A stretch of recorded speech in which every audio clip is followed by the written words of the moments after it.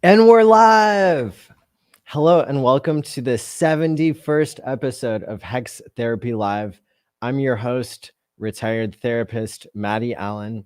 And today I just want to go over, if somebody is new to crypto or if you've been in it for a long time like I have, what's the summary? What have we learned over the past several years about this experiment with Bitcoin and the new technology of Hex, which we believe is far superior to that of Bitcoin, which could end up making a lot more millionaires than it already has.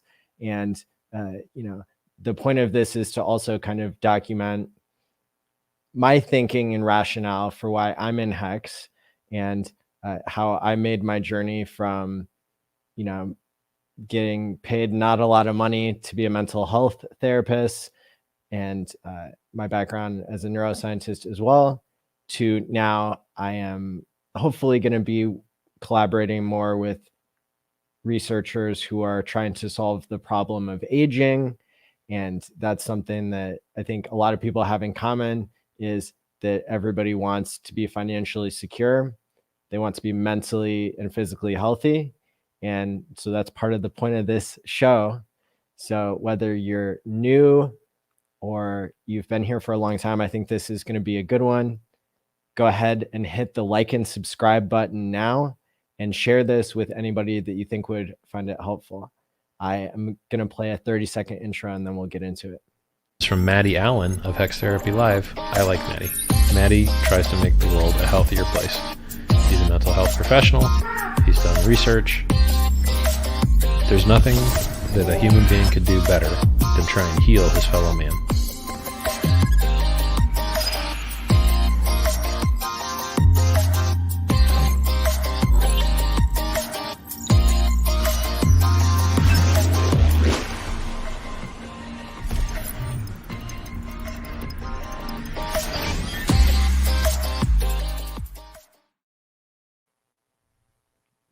All right. So if at any point, during this broadcast, somebody is new to Hex and they want to learn how to get into it, you can head over to Hex.com.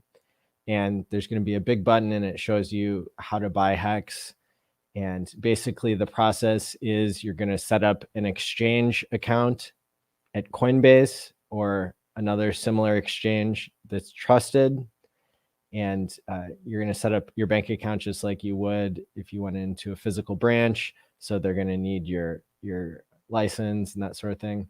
But then you'll also set up a MetaMask wallet. And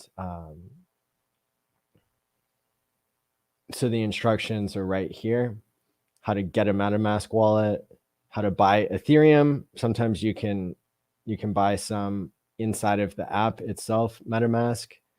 And then you can swap it for Hex and then stake it at go.hex.com. So a lot of people who watch this show are extremely advanced users, but the reason why they're still going to be interested in this show is because, we're going all the way from talking about why would somebody buy Hex and what's the, most Chad like description of why somebody would want to buy Hex. And then, all the way to how is Hex actually functioning as a life extension technology itself, which is something I've been saying for over a year now. And, what are some ways that we could partner with different researchers and that sort of thing so that we can contribute to this cause of trying to reverse aging, which is, of course, the biggest cause of medical issues, in existence. So I would also like to thank the couple thousands of people who have been watching Hex Therapy Live for the past, year and a half. And shout out to everybody who makes this so rewarding, for me to continue to do. So thanks everybody for being here. Shout out to the chat here. We got people watching live, and then we got a couple thousand watching on the replay usually. So what is it that makes Hex such a better technology than Bitcoin. I just got back from the Bitcoin conference. I invested in Bitcoin, 4 or 5 years ago, once it passed the price of gold. And, I studied it in detail to the point of starting to learn how to program in Python and run my own private node. The bottom line is, Bitcoin is one of the things that people are presenting as a solution to inflation and to the monetary policy that the US government has been taking advantage of. A lot of people recognize that the price of things goes up over time, and some people realize that that's related to the government printing more money, and other people are kind of oblivious to this. But with real inflation coming in at maybe 10% this year and everything like that, I was chatting with a financial advisor on a regional flight here recently, and he pointed out that interest rates might have to be raised all the way up to 10%, like they were in the 90s or other periods in history, in order to make up for all this money printing, which would be really wild, because it would basically crash the price of everything. Even 0.25% of a raise in interest rates has been making the stock market go down a lot. So, a lot of people think that we're in for a bumpy road ahead here in the next, couple of years at least, as inflation takes its toll on everything. But on the other hand, technology continues to make things more abundant. And anyway, so that's kind of the macro view of everything, is that a lot of people would agree, and more people are kind of being concerned about inflation and the price of things going up. And, so what are we supposed to do about it? And Bitcoin was invented, 10 or 12 years ago, and presented the first instance of something where you could have a digital money that can't be copied, like everything else on the internet can be copied. You can pirate music and movies and stuff, because things that are digital can be copied. Bitcoin created a system where the inflation of the coin was paid as an incentive to people running computer networks that verified that each transaction is representing coins only being spent once.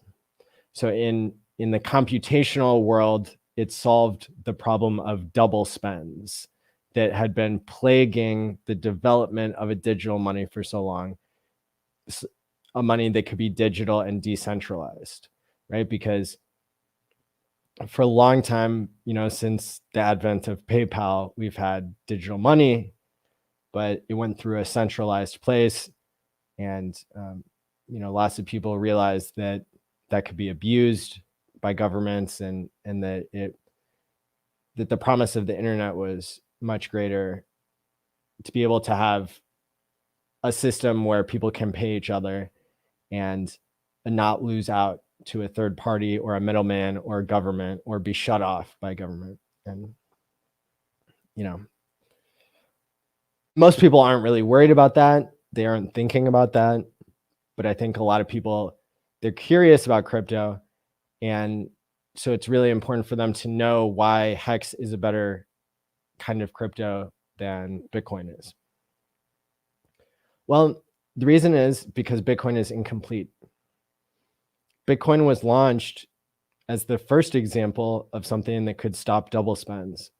And the idea was that you could create digital scarcity, which means that there would only be so many coins, and that would make the value of each coin be maintained over time, so that it would be a store of value, right? And so the idea of having the monetary policy in a computer code, and so everybody can see and agree on it, and then that doesn't change over time, that there's only going to be 21 million coins. And of course, the price was able to appreciate greatly from sub 1 penny all the way up to, at some points, over $50,000. Bitcoin sitting around 39,000 now. Incredible price performance. However, the thing that Bitcoin was missing, in my opinion, was a decentralized form of exchange. People didn't have wallets on their cell phones initially, but moreover, people were buying with dollars and didn't want to meet up in parking lots, like with local Bitcoins, and exchange cash and risk getting robbed. And so there had to be like a transition from the legacy system to the digital space, where then people could be more free to transact without having to get permission from their banks. And banks have been really confused by all of this, and taking advantage of the fact that regulatory uncertainty is not good for the success of a new monetary regime or a new monetary system. And so anyway, so Bitcoin had to rely on working with banks, all while pitching a narrative that it's peer-to-peer cash and that sort of thing. And I'm really talking about when Bitcoin, was going in between about like $100, certainly when it got to $1,000 and more. That's when it really started to prove itself, in my opinion, and gain adoption. Right now, the interesting thing is that the majority of Bitcoin has traded on centralized exchanges, I believe, whereas Hex has traded primarily on decentralized exchanges, which the technology for that did not get invented at the same time as Bitcoin. It's called Uniswap, the technology for doing a decentralized exchange, where you can have a smart contract that creates liquidity pools and people buy into whatever the ratio is. It's called an automated market maker. This is a super important invention in the history of crypto. I would say just about as important as Bitcoin. So, but Bitcoin really doesn't take advantage of even decentralized automated market makers, because the development of Bitcoin got stuck along the way. People stopped wanting to change it because they saw this huge competition coming from all the other coins, all the other copies of Bitcoin that started to be created. And very quickly, people, I think, realized that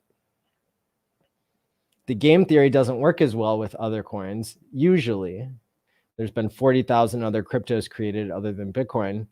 And so that kind of disrupts the whole idea of Bitcoin being the only digital decentralized currency that is scarce. Well, now there's all these other infinite number of coins. There's 40,000 other coins that all have different supplies and economic rules surrounding them, and have more of a marketing budget than Bitcoin does, honestly.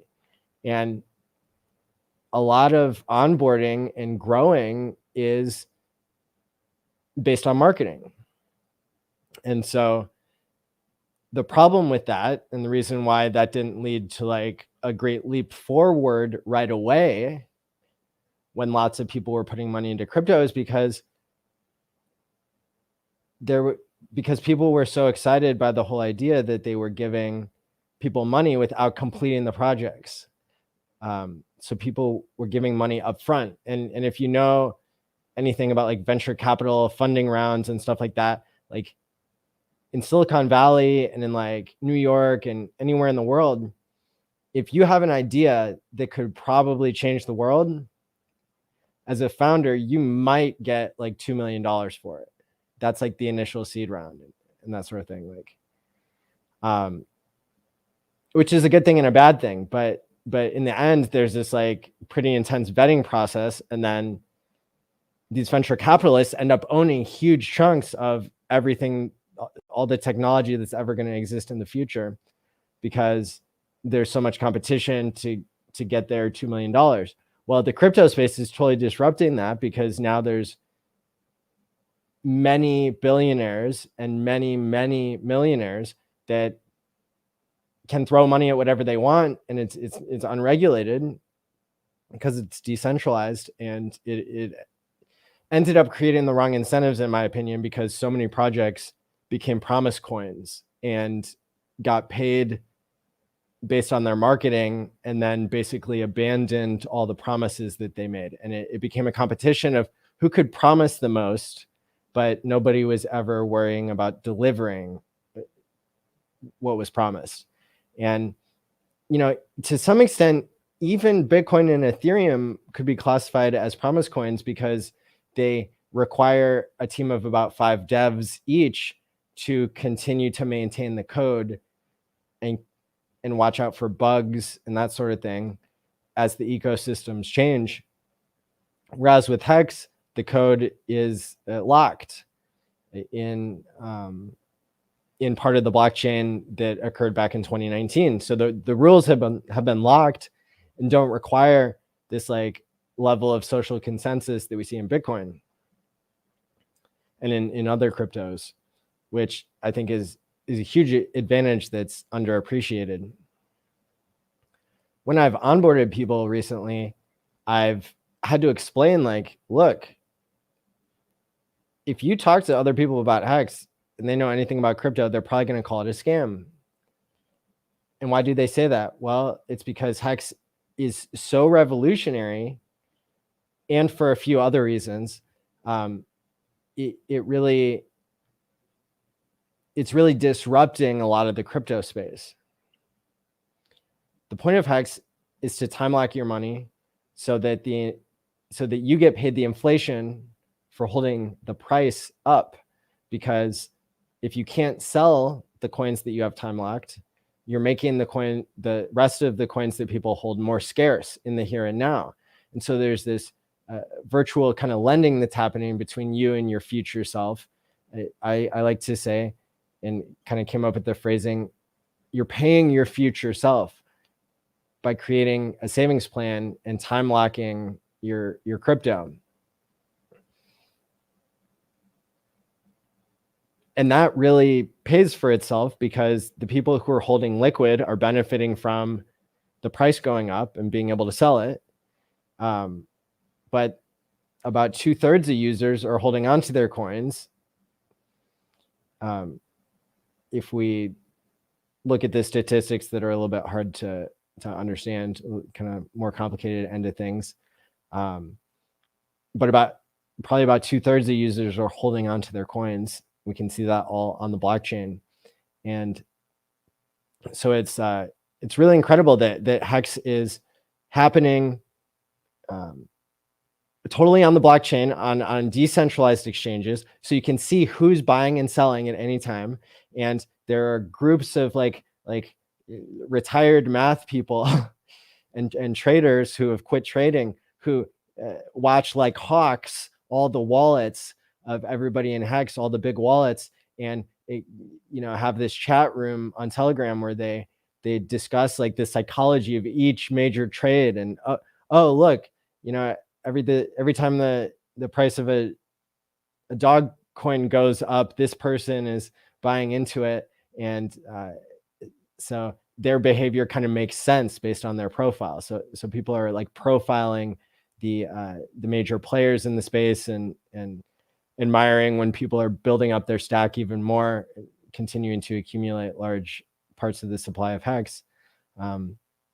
But having this huge transparency is something that also doesn't exist in most other cryptos, because for a number of reasons, they're traded on centralized exchanges. Because not all of the problems have been worked out of decentralized exchanges, mainly fees being low enough. And so shout out to you, Biffness, and everybody else here. I Everybody's excited. I think it is exciting to be part of history, to be part of a new financial wave of technology that is not yet gone viral. We can see that there's about 80 or 90,000 people who are time locking their hex, and then there's a number of people who are trading the liquid coins. But in the hex system, the inflation is paid to people who time lock their coins, who are the most long-term thinking, and who are not selling down the price. And so it's a very beneficial system for everybody, because the people holding liquid are only suffering a 3.69% maximum inflation rate. And that inflation is something that they're paying to people to hold up the price while they enjoy the benefits of being able to sell. Now, the people who are time locking and giving up temporarily the right to sell have been doing really well. How well? I mean, Hex has doubled like 13 or 14 times in the past 2.5 years. It's up about 2000x from where it started. And if you look at all the dips that it's had, there have been these huge buying opportunities. About 6 or 7 times there's been like a 70% dip. And so the reason that Hex keeps maintaining its value despite the volatility is because people who do have the liquid coins are trading them and losing a lot of times a lot of their coins, because they're being left behind every time another big player comes in and scoops up all the liquid coins. And the people who have time locked, in many cases, like didn't plan on the coins being worth as much as they are now. And so some people are not even having to sell because they've already got all their needs met.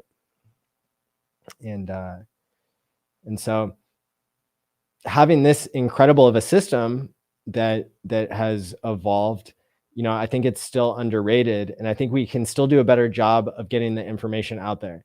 I would love to like get better at making videos that are pre-recorded and not so long-winded, but at the same time, I recognize that this is one of my strengths, probably, is making longer form videos that appeal to a certain audience of people who are more technically advanced. And maybe I'll experiment around with different ways of explaining Hex in a way that's very digestible for people who are not that into it yet. But I think my ability to continue to organize information and to stay on the cutting edge of everything that's happening, I think really appeals to a lot of the people who have already gotten caught up in this space.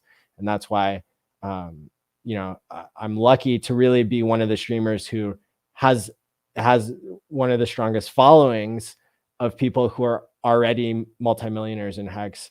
Probably a couple thousand people that are like that are watching at least the Tuesday show and sometimes the Thursday show here. So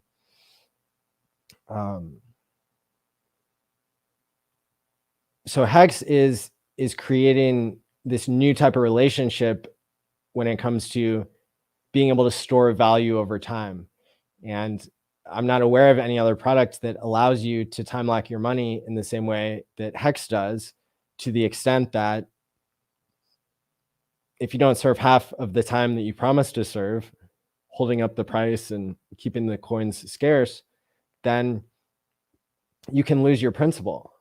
So you have to serve half the time in order to even get your principal back. But this is the whole point of the system, is locking yourself into a savings plan and honoring that and keeping your word, being truthful, and allowing the system to have incredible growth because it's incentivizing the right behavior of long-term thinking. Most people in today's world, whether they know it or not, are becoming less and less inclined to save for the future, because the money that they use, their unit of account, whether it's the dollar or anything that's connected to the dollar, any other fiat currency, that's denominated in the dollar and used as the world reserve currency, these are all losing their value over time. And it's not so sudden, but it is enough that people will notice, people will feel it kind of intuitively if they're not formally educated in economics, and not many people are. But anyway, the more that we can kind of unpack this for people and get to the bottom of it, I think the better. And as I've been traveling in the past 2 weeks, I've gotten more of a chance to talk to Bitcoiners and a lot of other people, and just I think that there are a lot of really impressive things that we could tell people about Hex, and the more we can organize it and get it all in one place, the better. One of the things that I like to show people is this graph that shows how it shows how Hex is retracing the exact price appreciation that Bitcoin and Ethereum had. And that's a good one, because there's still about another 1,000x left before Hex even catches up to these other two that I think a lot of people who are educated on Hex would agree, or everybody who's educated on Hex would agree, it's superior technology because of the time locking function and where the inflation is going. In Bitcoin, the inflation is going to these computers that are burning as much electricity as possible to prove that they have an incentive to stop double spends, because they're getting paid in Bitcoin. So why would they want that currency to be worthless by allowing people to trade the same coin more than once, or to spend the coin more than once? So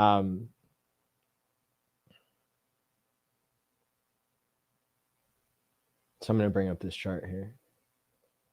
Gerardo added a bunch of other coins, and I wish there was a way to like deselect them, because I think it's a lot less helpful, because this is like the one simple chart, to show people, and now it's looking a lot more scary and complex. But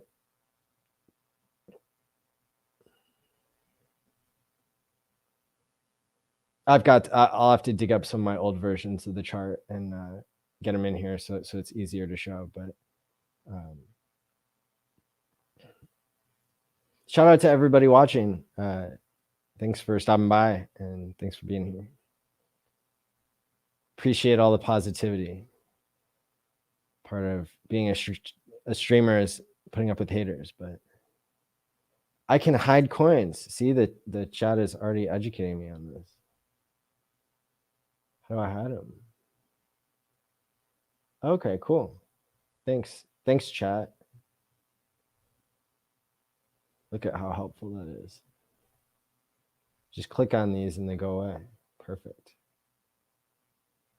Okay, so as you can see here, Hex is retracing this performance that was so parabolic that you have to put it in log form otherwise it would just look like a line that goes straight up and you wouldn't be able to tell very much. So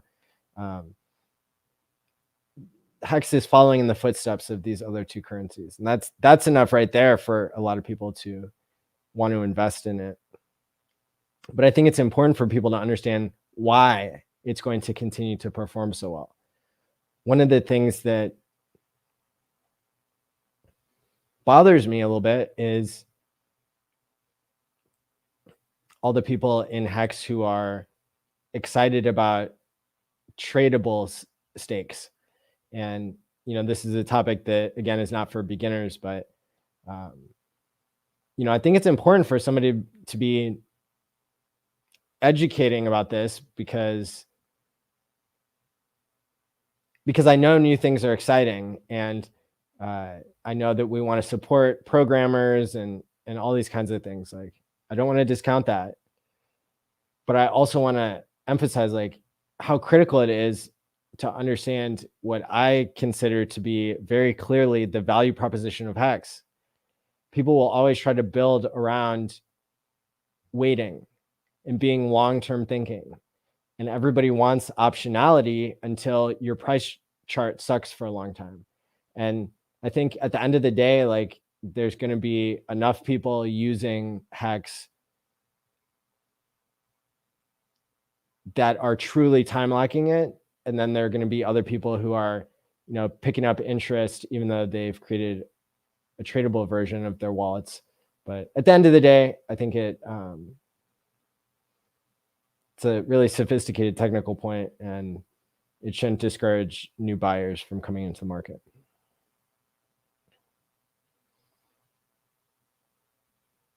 Tradable stake, so somebody's saying a tradable stake is still a stake. Well, it depends how you define a stake. If you define a stake as what the Hex smart contract will pay out for, then yeah, it's the same as everything else.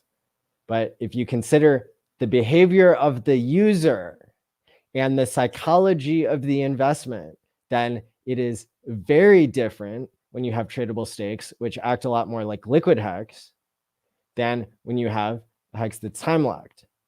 You still get the incentives of being time locked if you have tradable shares, but you don't have the protection from yourself. You're not paying your future self in the same way, because you're giving yourself infinite time points in between now and then. Or, if we want to break it into days, you're giving yourself 5,555 days to break your promise with no repercussion other than probably selling it slightly at a discount and hurting the buy pressure on Hex. So, and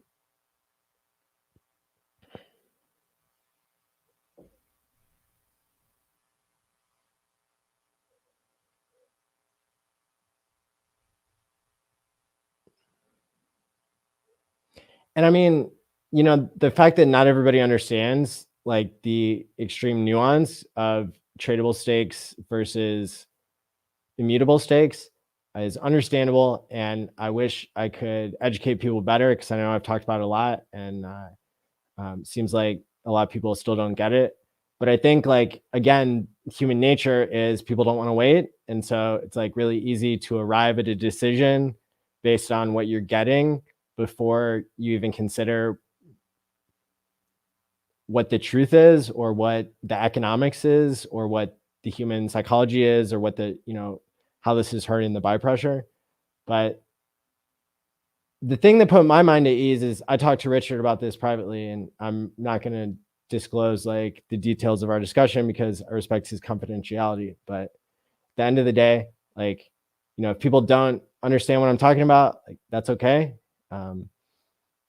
But for those who are wanting to understand, like, you've probably already heard my explanations, and, a lot of people appreciate them. So, but, there's a lot of you out there that are participating in this new smart contract, and I really can't understand why, because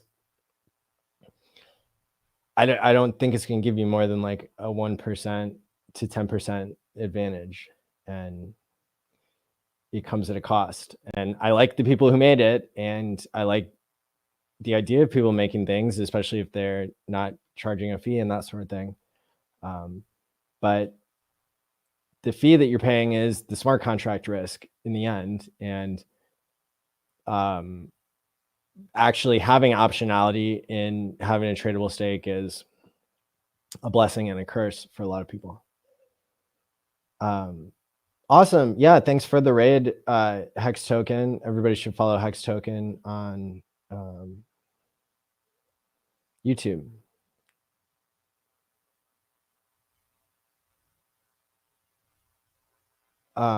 Yeah, I think you could do that maybe with like Gnosis Safe or anything kind of like that.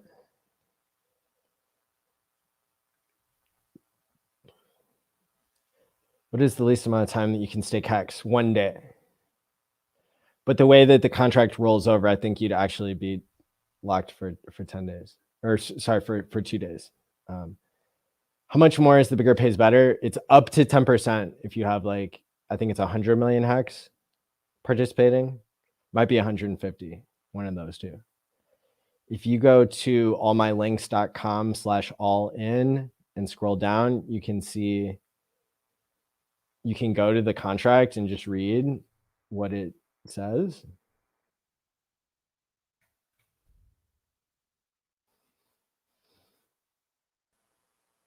I guess I haven't showed off the tools here for a while. I also haven't updated them, but a lot of the stuff doesn't change. Here's the Hex contract in lay terms.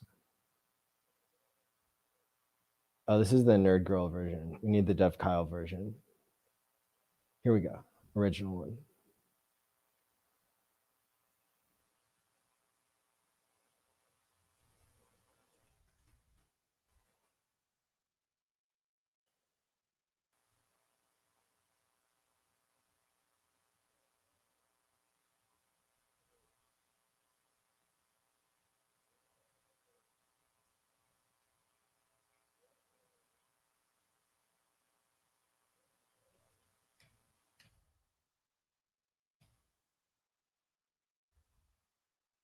So this is where you'd find the answer to the question.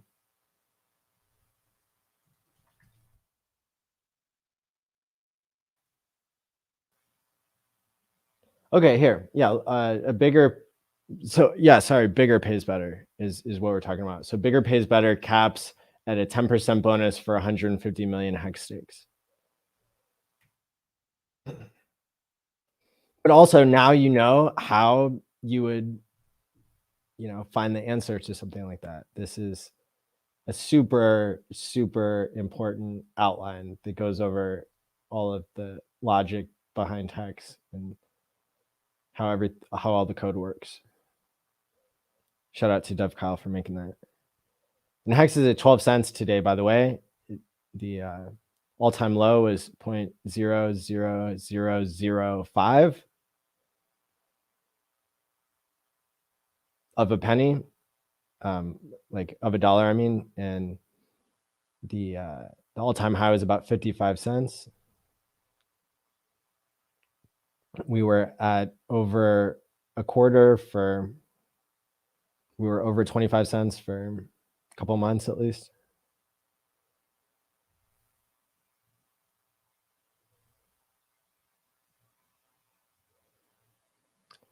So 10% total. And then, but remember, if this project only gets 10 million hex, then the total bonus is not going to be 10%. It's going to be, whatever the scalar is for that. So it's going to be like 3% or 2% or something.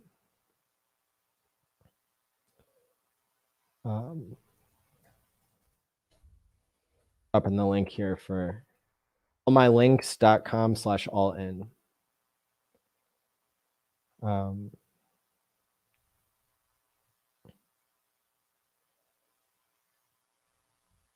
Yeah, there you go. Nice. So you learned from the Tuesday show Quant Gang that we ran for like 70 weeks that if you're getting airdrops and gains associated with hex stakes, then it's going back into buying hex. Right on. It's a good way to do it. The Uniswap airdrops before big payday, ended up paying out about 1 million hex for people doing 5 or 10 year stakes. So that's really incredible, because that's worth like $115,000 or $120,000 right now.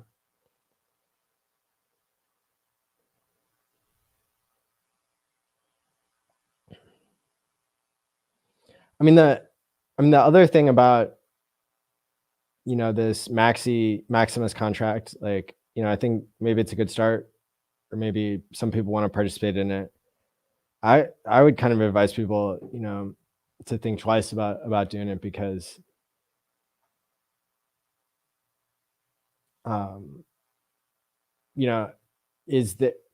or just to think critically about it, like if you want to accept the risk, then that's cool. And like some people are just bored and they want to try something and they're not going to put all their money into it and that sort of thing. And like it's a good experiment, and it is a good DAO, like, goal, a decentralized autonomous organization that kind of like, sets you up with this thing. A couple of my thoughts, since people started pitching it to me on Tuesday, and I watched, an hour or two of videos on it, is if it's just a one-time thing, how much of a market is there going to be for the tradable shares, the tradable stakes, because you're only going to have so many people participating. You might only have 100 people or 200 people participating. So I'll be super curious to see how it goes. But you know, is that optionality really going to materialize, and why do you really want that? Why aren't you just time locking? Things people could ask. Yeah, I can read the chat on Twitch. Thanks for joining from Twitch.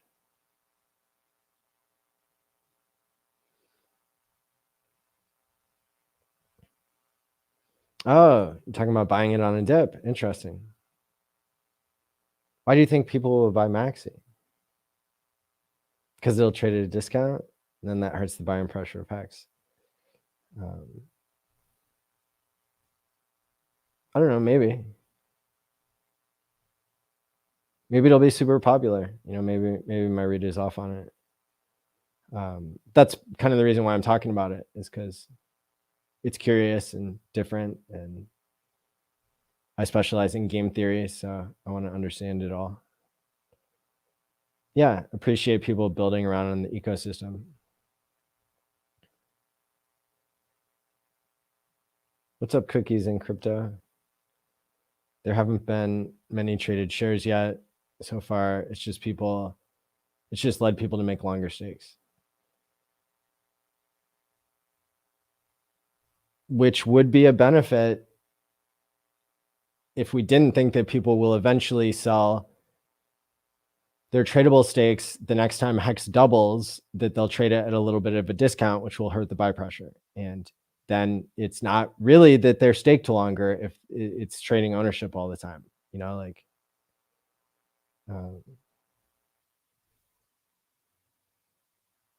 understand that that's a tough point for a lot of people, but a lot of people want optionality. I think if Hex had optionality from the beginning, I think we would not have done a 10,000x. We would not have done a 2,000x. I think we would have done a 500x at best. Because all the OGs now, everybody who's holding the price up for everybody else because they're time locked, I don't think everybody would be doing that, because I think that human emotions would take over and it would act like any other thing in the market. Now,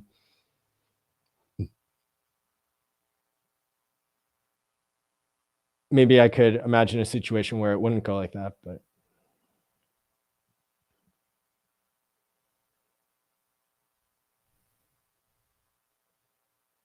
I think they're more likely to dump Maxi versus EES. Any additional symbol will hurt the Hex price unless the DEX liquidity is primarily versus Hex. Yeah, I'm really glad that you threw that last part in there, because I think that the DEX liquidity is like a super advanced topic that a lot of advanced users will really want to understand better going into this whole new ecosystem with Pulse Chain and all the coins being copied over from Ethereum to Pulse Chain, the first ever fork of Ethereum where it takes the entire system state and upgrades the system to ETH 2.0 and beats the Ethereum developers to market with their own idea.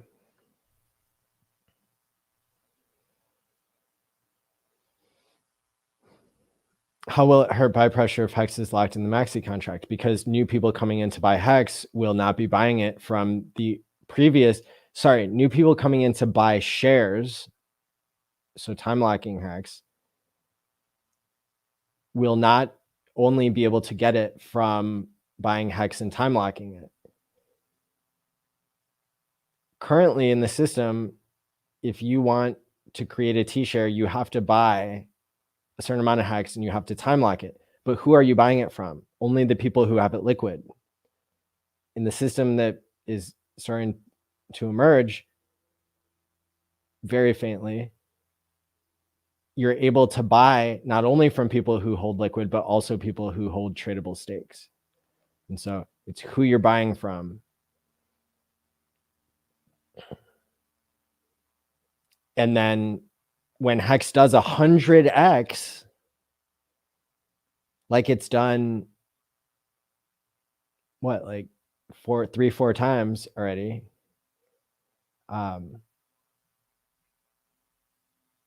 Everybody who has life-changing money is selling off their tradable shares, which stops the price from doing 1,000x as quickly and changes up the incentives of everybody else. Then, people are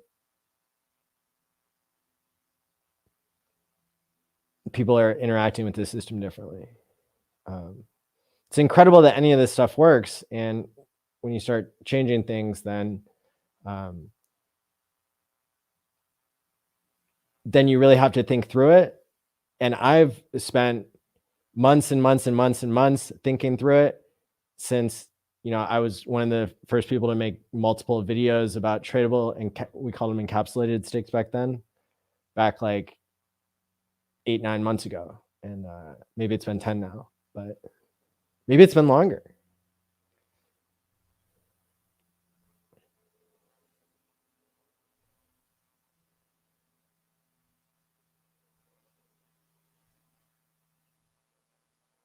I mean, I reference it enough. I should go back and see. Okay, I think, yeah, here we go. Yeah, 1 year ago.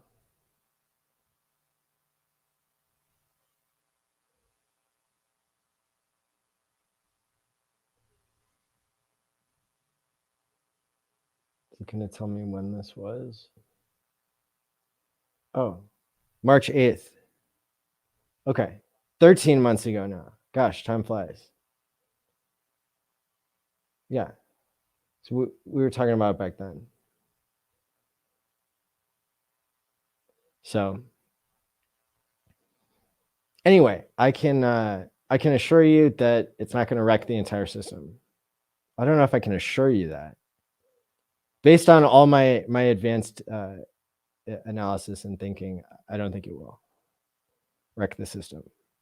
But it will affect individual users much more differently, because if you compare yourself to somebody who doesn't have the option of selling early and who has to serve at least half their time or more, you're going to wish you might wish you're one of the people who's locked yourself in a little bit harder.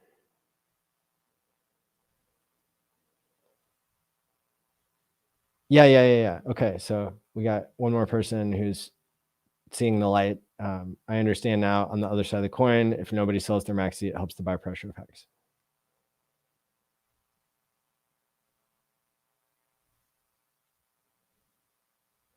Any news about the CMC lawsuit?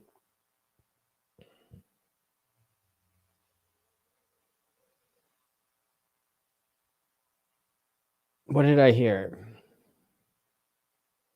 CZ was supposed to be like meeting up with somebody in the States, so I think that's really curious. I'm not sure if he was supposed to be at the Bitcoin conference. Definitely didn't see him there. Oh, that would have been funny if I did. Anybody who watched Tuesday's episode knows. Shout out to everybody who watched Tuesday's episode. The numbers were like popping. I was talking about and showing pictures of all the famous Bitcoiners that I met and took pictures with and that sort of thing. Yeah, the lawsuit is real. I've seen it. There's a law review on it. Let's see if I can find it. Give me a second. I was gonna play the lawsuit video during the Hex conference, but then YouTube like took down my channel for trying to do that.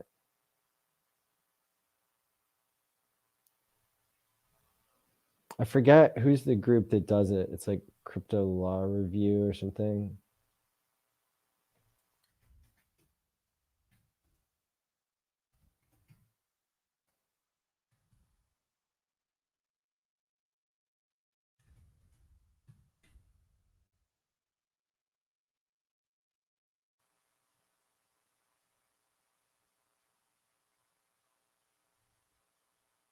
Oh, here we go. This is an awesome video. I'm gonna share this with you guys.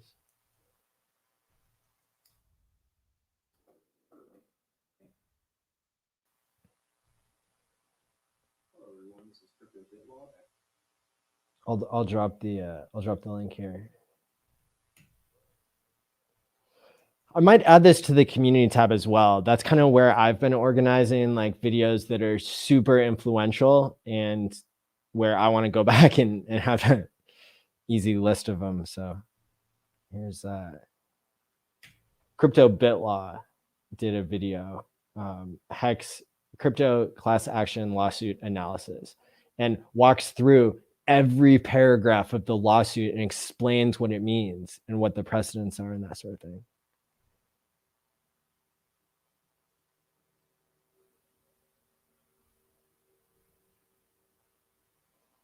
I don't know if that's true, Bristology, but that sounds like a pretty cool hack. You can get a wrench everywhere.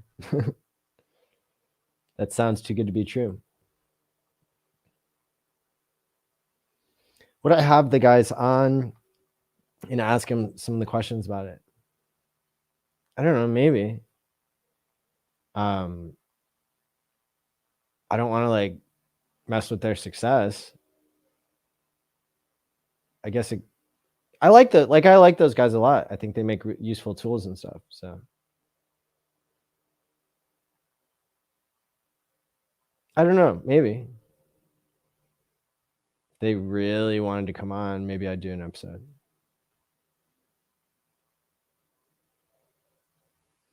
I did not see this. Maddie, did you see the Mark Moss video the other day where he interviewed that cringy Alex guy and the Hexicans piled it into the comments?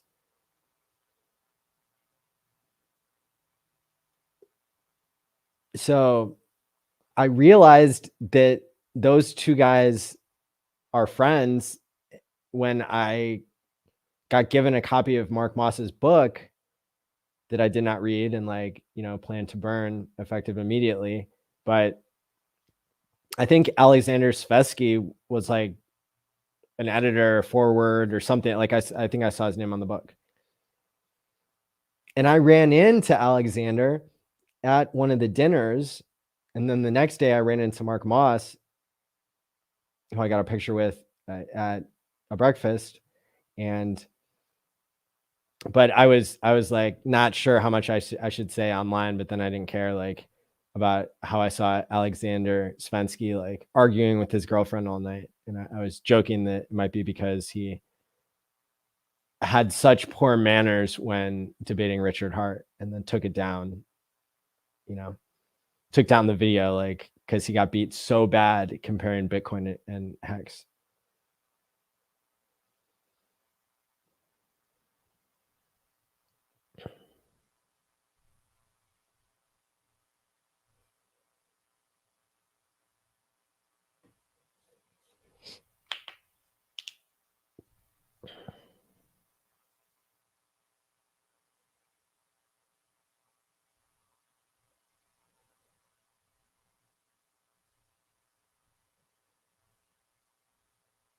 But that's wild. I guess I'll have to look that up and check it out.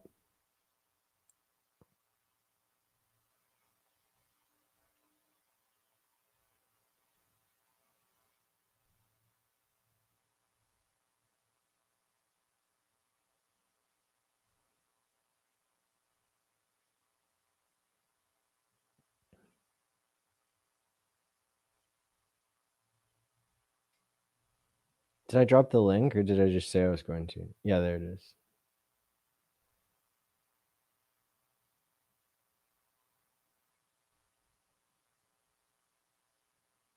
Yeah, he started insulting Richard Hart, the founder of Hex, who, for like people who aren't already knowing how awesome Richard is and how awesome Hex is, like I would compare Richard with like the level of brilliance of Jordan Peterson. A lot of people like Jordan Peterson a lot. I recently found Jordan Peterson and love him, but it's because he has such intelligent takes on everything. What's going on, Shell Fox?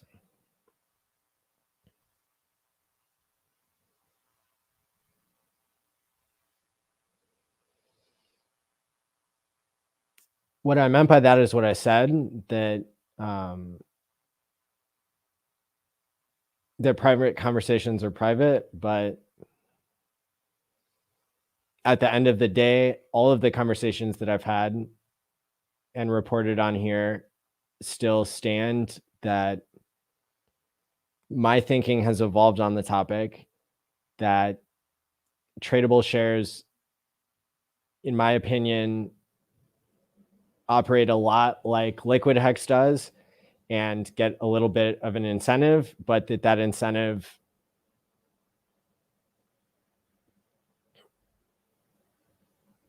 has a hidden cost. And the hidden cost is you can't save yourself from yourself like you can with an immutable stake.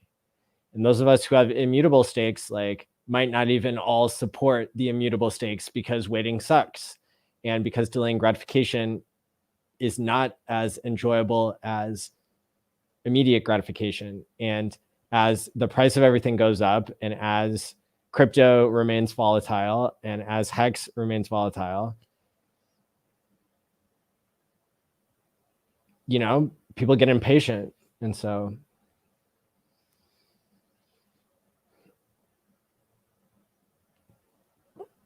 I think I walked back my statement, and I stopped guaranteeing it,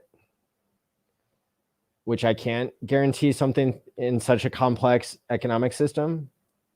But what I can do is tell you that I'm not worried about it like I used to be, because the majority of the price appreciation comes from onboarding.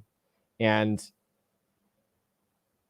even if Hex only does a 500x instead of 1000x, because of tradable stakes becoming popular, if they did, I think that Hex is still good enough to like thrive, even if it doesn't have 100% of it trading based on what's ideal, the ideal intentions of the system that turned out to be like incredibly ideal in practice.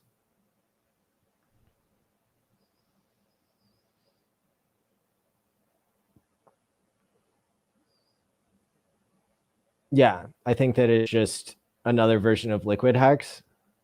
And I think that it will continue to bother me when people don't understand it, but maybe I'll grow as a person and have like a quick 10-second response that enlightens everybody or just moves on without getting stuck on it. But it's important now because it took me so long to understand what the game theory mechanics and psychology would be of tradable shares. I think it's relevant. I think that's kind of what my channel has been designed for, is the cutting edge stuff, like the stuff that people who are already knowledgeable about Hex, like they want to learn more, what I would want to learn more about, and that sort of thing, to give people, even if I'm streaming for 3 or 4 hours a week, to give people like so much value and so much knowledge that it's a good return on investment of your time.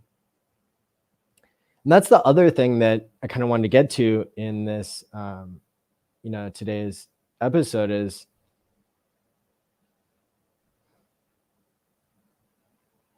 a lot of people would agree that it's not just money that's important in your life. Certainly getting crypto right and getting your money right and having financial security, or having some kind of plan, some kind of savings plan, even if it's not perfect, right? We don't know that the price of Hex will be high forever. We don't know if it'll keep going up forever, but out of all the different forms of money that are available today, I really like Hex. It's treated me way better than the dollar has, way better than Bitcoin has. And I think, based on the chart of what Bitcoin did and what Ethereum did, I think Hex retracing that is extremely positive. But once you get your money right, then a lot of people, they worry about their health, their mental health, their relationship health, their physical, spiritual, all that kind of stuff. And when I worked for 7 years in neuroscience, studying brainwaves and addiction and people quitting tobacco smoking and that sort of thing. And then I spent 7 years after that working with Medicaid clients on a variety of issues that come down to behavior change. I think that gave me a really unique training and setup to be kind of a crypto psychologist, YouTuber type, but maybe also somebody who's able to translate the breakthroughs that we've had in crypto and in medicine and technology, and to maybe make a business out of giving people the tools they need in order to change their own behavior and in order to pay your future self. Now, I didn't invent Hex, and I'm extremely grateful to have found something that fits all the requirements of what I've wanted to see created for the last 5 years, since I realized that Bitcoin is programmable money, or it was supposed to be. It made me want to see mental health programmed into the blockchain. It made me want to see people being able to pay themselves for the type of behavior changes that you want to see. When we look at what works in psychology, contingency management is the branch of psychology where people are being paid to either quit drugs or lose weight or do any other series of behavior, quit smoking, any series of behaviors that is beneficial for them. And how cool would it be if you could pay yourself to change any behavior you want, and be able to decide whether you shared maybe that information with the world or whether you kept it private. Now, a lot of people think that you would run into an Oracle problem, which is you wouldn't be sure why you're building this on the blockchain, because you could track behaviors and pay people without going on the blockchain. The reason I think that it's important is the same reason why we care about being close to the store of value. And that's part of my thinking that continues to evolve, is like,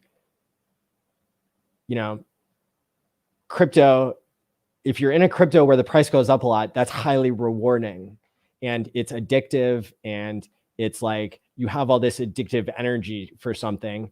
And so you end up like watching way too many YouTube streams and like, because that's what you were rewarded to do. It's like, whatever it is that made you a millionaire or made you get, a huge return on your investment and gave you a lot of hope for the future and connected you with the community of pretty awesome people. Like, there are a lot of like natural rewards that are occurring right around that space, right? Of the YouTube space and the crypto space. So one of the reasons why, and it's not a technical reason, but it's a social psychology and psychological reason for building, a behavior change system onto Hex and crypto. One of the reasons you would do that is because you want to be close to where the value is being stored. And because that's where, in my opinion, like all the smart users already are.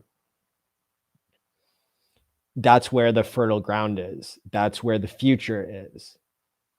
With Hex and Pulse Chain and these incredible leaps forward in technology that are so great, they haven't finished catching on yet. But all of the experts in the space, such as myself and many of you, we can see exactly what the trajectory of this is. And for a lot of us, we're not, you don't see all of the Hex YouTubers doing the same thing. And one of the things that I've focused on was not making content for beginners, but somebody needs to keep the OGs engaged and keep an audience of people who's learning about the cutting edge and learning about all the applications of this new thing. I think a lot of people don't realize how deep the rabbit hole goes, just like with any technological breakthrough. Certainly when it came to the internet, even the people who can imagine video going over the internet when the internet was just emails, they can imagine pictures going over it.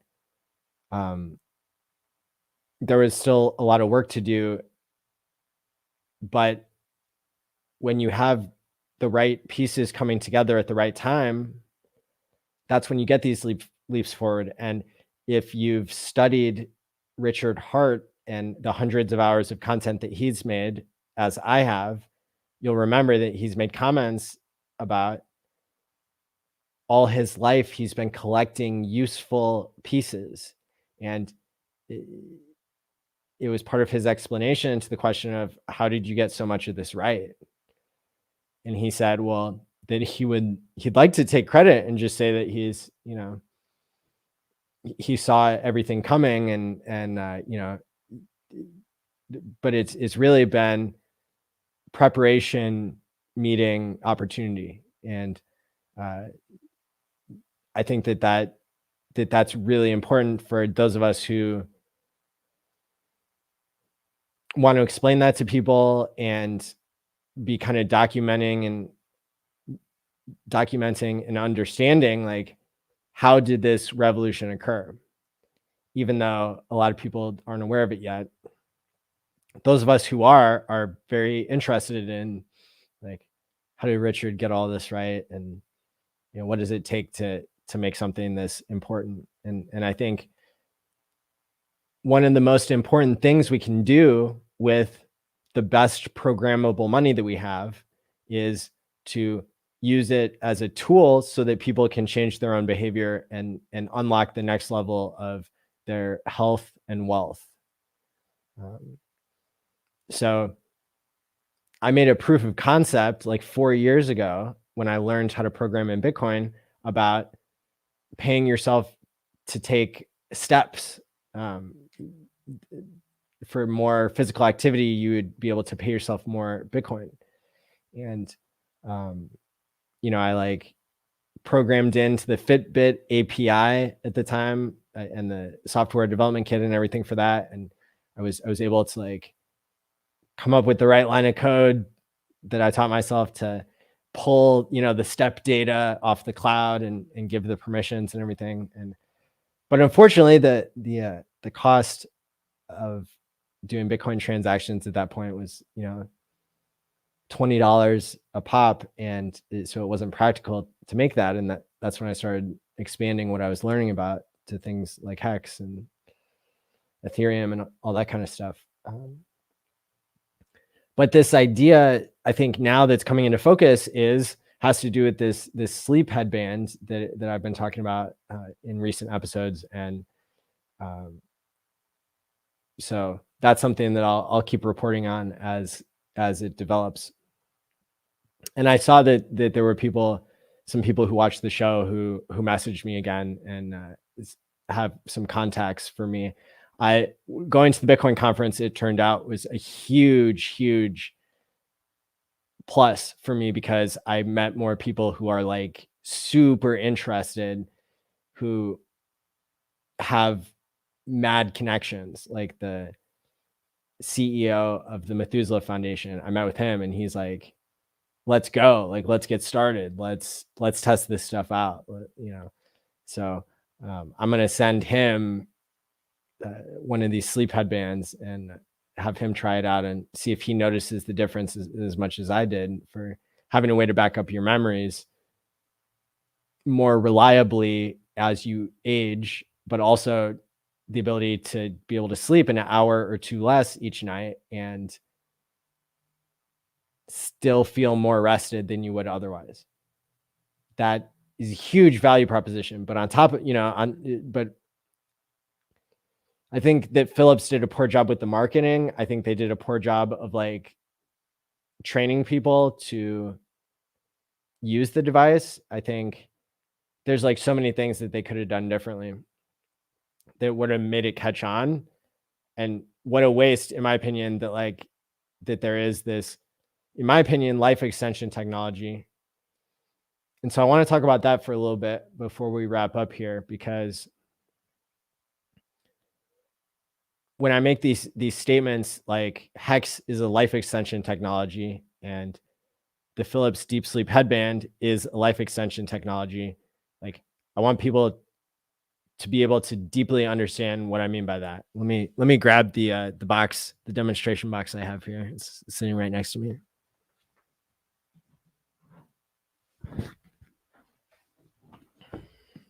They stopped making these because I think it was kind of unpopular, because people don't like wearing stuff on their head, and because they didn't get the marketing right, and there were no incentives for people to use it, and it was too expensive at first, and all these things. But it's like, this is a technology that could change the world and makes perfect sense from a cellular level all the way up to like population data we have about sleep science and that sort of thing. Why is the Philips Deep Sleep headband a life extension technology? Because you're getting better sleep and backing up your memories better in 6 hours instead of 8. That means you have an extra 2 hours to live your life for however many years you're going to live, which is probably longer now that you're sleeping better and that your brain isn't degenerating as quickly. So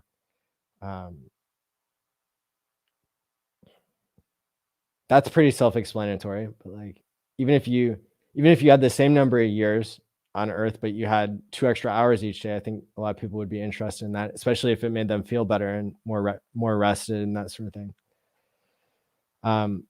But the way that Hex is a life extension technology, I think it is because it incentivizes people to be more long-term thinking. And whenever we see people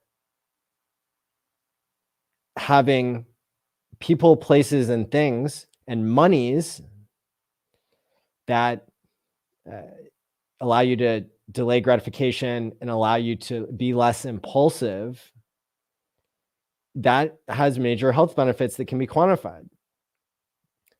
People who are high in impulsivity sustain more damage to their bodies, and have more regrets, I think, than people who are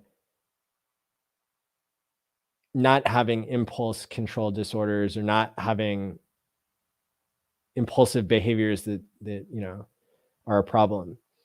And that's what I did my master's thesis on, and wrote like 150 page thesis on measuring brainwaves and looking at how nicotine actually decreases impulsivity, which is why 50% of people with ADHD smoke tobacco, cigarettes, or use nicotine in some way, because it's a self-medication mechanism to reduce impulsivity and to improve attentiveness and a number of other things. So doesn't mean that smoking is good for you, because it still damages lung tissue, but the fact that you get such a huge percentage of the population that may have impulsivity problems also self-medicating kind of helps us, taught me a lot, but also kind of is evidence that I've kind of studied the impulsivity literature. So Hex is kind of more of an indirect like life extension technology, but then we see cases where people such as Joe Hexotic have said that they have something to look forward to, whereas before they were suffering more with suicidal ideation, in some cases like going very close to committing suicide, and then having their behavior change so much when they got into Hex, when they started creating stakes and seeing the price go up and that sort of thing. And now they've transferred that to getting all the other support and skills that they need from the community and from AA and NA and that kind of stuff, like, and all the other places where people get support, church and family and friends and work that's meaningful and all that kind of stuff. So, so there have been some individual reports, and Richard says that he gets messages from time to time of people saying that they were suicidal and now they're not, and some of those people attribute that to Hex. And that was actually one of the first episodes of Hex Therapy I ever did, was interviewing Joe Hexotic about his recovery and how he thought that having a money that caused him to be more long-term thinking and incentivized that in him, that he saw that being beneficial for his mental health. Now,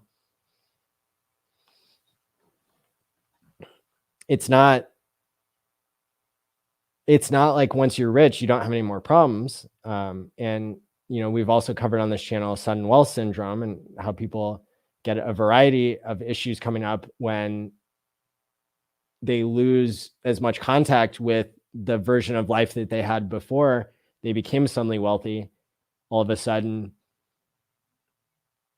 they run into new challenges and have, in some cases, transitionary problems that make a lot of sense, because a lot of people experience some of the symptoms of being paranoid, depressed, disconnected, not feeling like there's meaning in life when you're disconnected from the struggle that you've been experiencing for so long. People,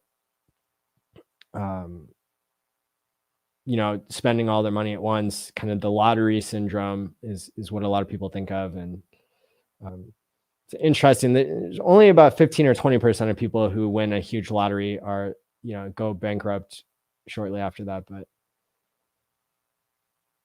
it's enough that that's kind of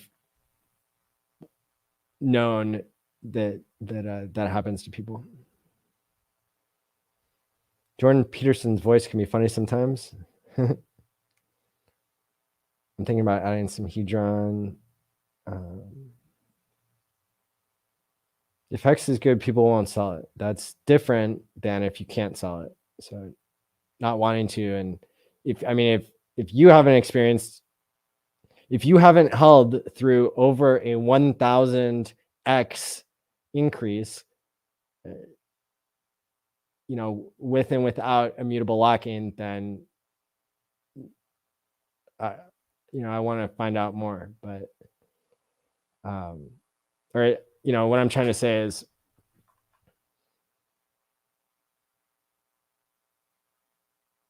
experiencing it is different than speculating on whether people would do it or not. And the data in Hex that I'm aware of on the blockchain suggests that the majority of people who hold liquid, when the price goes up enough, they are left behind in one way or another, because they sell compared to the people who are time locking who aren't selling. And 80%, about 70 or 80% of the people who have ever time locked their Hex are still time locked. Whereas if we look at the wallets who have ever held liquid Hex, a significantly larger percentage have sold. So I think the data suggests otherwise. That if Hex is good, people do sell because they want to, because the whole point was to get more money and to use it to buy things.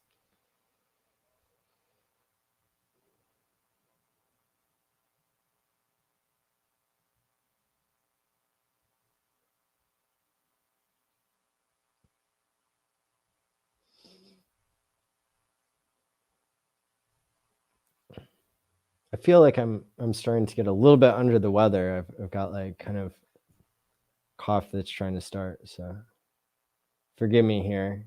I must have been all those Bitcoiners that made me sick in one way or more than one way. Okay, Craig gets a wrench because I've met him in real life and he's been around a long time.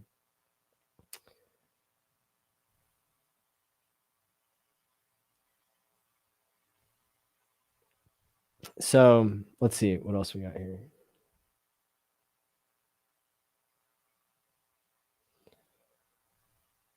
onboarding from us is the only way. Sharing personal journey has been my best way to show what crypto is. Cool.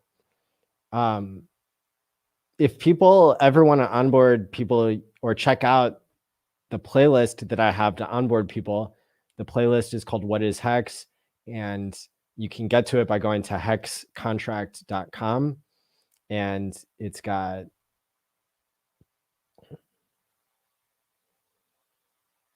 what does it have? It's got three 3-minute videos that explain what Hex is.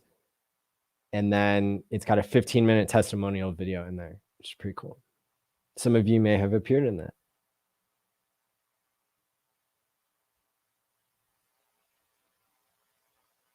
What's up, Hex Live? Had a super interesting discussion with you a month or two ago about liquidity and pulse chain and all that kind of stuff. I'm so happy in Hex. I'm not even minting these projects. I know how and what Hex was designed for, and I planned and utilized it accordingly. A shout out to you. Fix the mind, fix the health. Yeah, it's a fair question.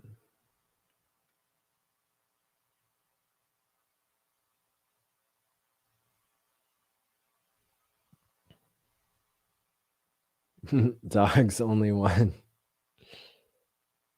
Yeah, hit the like and subscribe button, everybody. Thanks for being here. Yeah, Deep Sleep Headband is, in my opinion, a game changer. And wouldn't you know, like now it's not being sold anymore. And so that's why I think teaming up with these longevity players, and I mean the Methuselah Foundation CEO, him being enthusiastic about it is like super awesome to me, because they invest in startups that help with longevity, and they're, I think, looking for more ways to keep people engaged. The way that this would work is that people would be able to set up a fund and a behavior lock instead of just a time lock. And so people would be able to basically rent the devices, and then once we started manufacturing them again, and then they would be able to track exactly how much extra deep sleep you're getting, which I've done on the Philips app, and it's incredible. I am frequently getting like double the amount of deep sleep that I would be getting without the sound waves playing as a way to increase the bandwidth between the hippocampus and the prefrontal cortex. So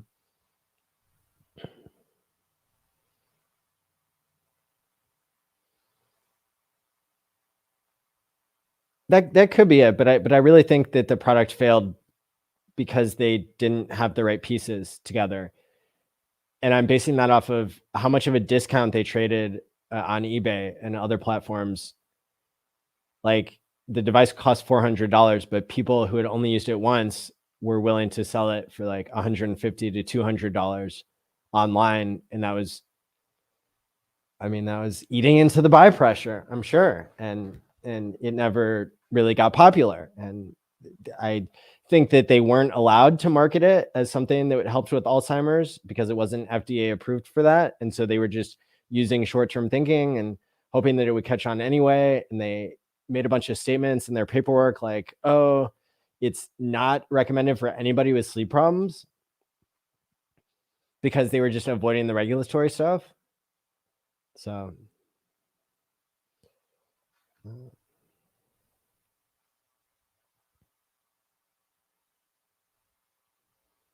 yeah, I mean, the science of it really makes sense, because just like if somebody's driving through your neighborhood playing music super loud with a big sound system in their trunk, you only hear the slow wave sounds, which is the bass, because they travel through walls, because they're slow, so they can travel through the molecules of the wall. Whereas all the high frequency sounds bounce off the wall, which is why you don't hear them. Same thing in your brain. The reason why you sleep is to back up memories, And that's why people with Alzheimer's lose their memories over like 7 years, is because that's how old all of the cells are in your body, is only 7 years old. But you can remember things from more than 7 years ago because your brain has been backing up memories by, transferring the information from the old cell to the prefrontal cortex, which has enough organizational power to figure out where to send those memories so that they can still be reconstructed very easily in your mind, and distributing that into newer cells in the hippocampus. It's like, we know how this works. And as people age,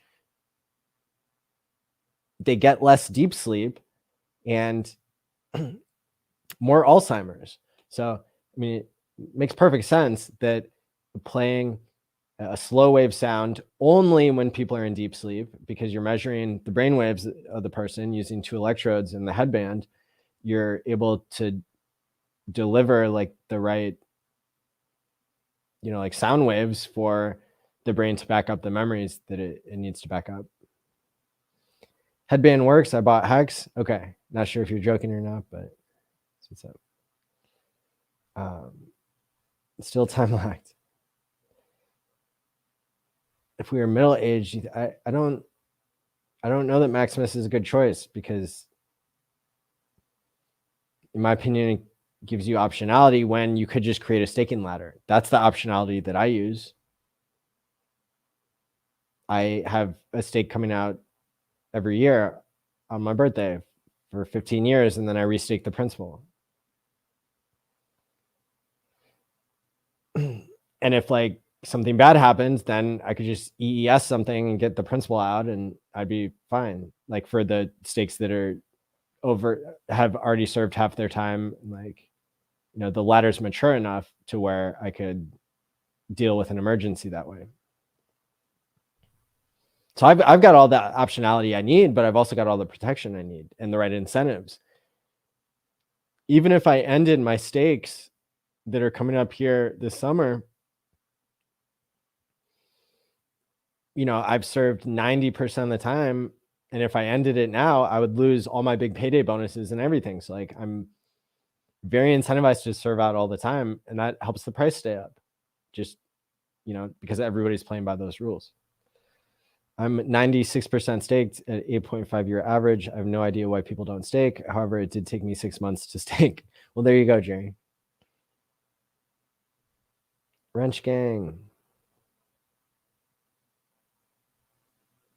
Worth a shot if you're going to Quattro Cinco in the next 2 weeks. Otherwise, keep it close for pulse opportunity.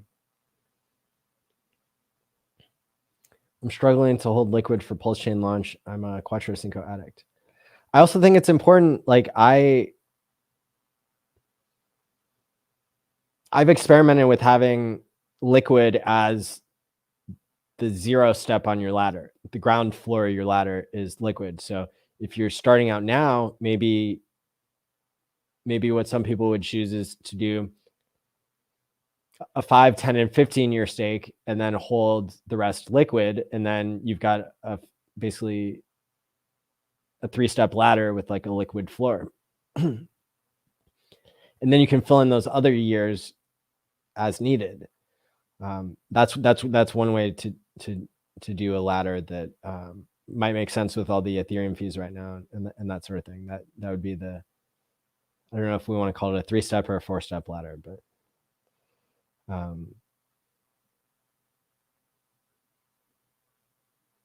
yeah, I think that now that I have my yearly stakes coming out in rotation, like I've experimented as well with having quarterly stakes, and that is interesting as well. I haven't decided 100% what I'm going to do here with my next big stake that comes out, but I think I'm definitely going to rebuy T-shares, and like I did last year, and then try to dollar cost average my way out, because that's what the math says makes the most sense. You dollar cost average in and you dollar cost average out, and then you try to get involved in things that are going to be fulfilling and help pass the time and all that kind of stuff. For me, I was working more, before I started creating Hex content, I was working more hours because I wanted to accumulate more crypto. And because I enjoyed the difficult work that I was doing. So those are some words, maybe not words of financial advice, but words of kind of what I've been living by and what's been working out, it seems. Ash is certainly right. Albert Einstein. Well, Albert Einstein is alleged to have said the most powerful force in the universe is compound interest. The quote is often attributed to Albert Einstein. I tried to write a paper once and put that in there. And so I did like a deep dive on whether Einstein actually said that or not. And I think it's unclear, but fun fact, if, cause that's likely to keep coming up for the next 15 years. Like that's what Einstein said. So if anybody tries to tell you that, you can, you can take them to Snopes and see whether it's true or not. Yeah, my pleasure. I enjoy streaming here. I'm feeling like 15% under the weather right now, and so I don't think I'm going to make this a super long episode. But I've enjoyed streaming and kind of talking in the chat here and talking about longevity and going from like being a no coiner. Like, what are some reasons why you could get into Hex? And I think like just thinking out loud about how I'm wanting to organize my time and what I'm trying to put my effort into, I think I might want to start doing more writing, even though it takes an incredible amount of time and effort on my part. Maybe once I start feeling better, then I will definitely be streaming with other YouTubers on other channels that have like, 50,000, 70,000, 300,000 subscribers. I made a lot of friends at the Bitcoin conference and got a lot of invites to go and talk about Pulse chain and the free airdrops of the PRC20 coins and all the different plays that are going to be there.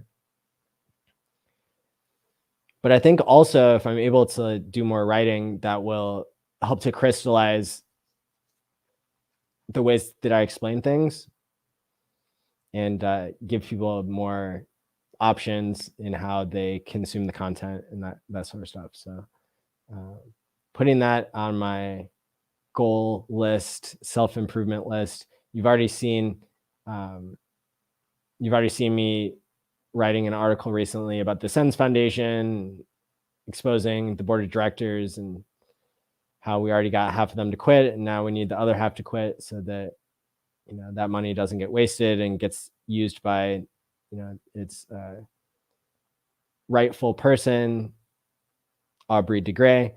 But yeah, so lots of opportunities, lots of things I'm interested in, and but I think for now my plan is to continue doing these regular streams on Tuesdays and Thursdays to keep up this amazing audience that we have, to keep growing together as a community and exploring all of these deep level concepts.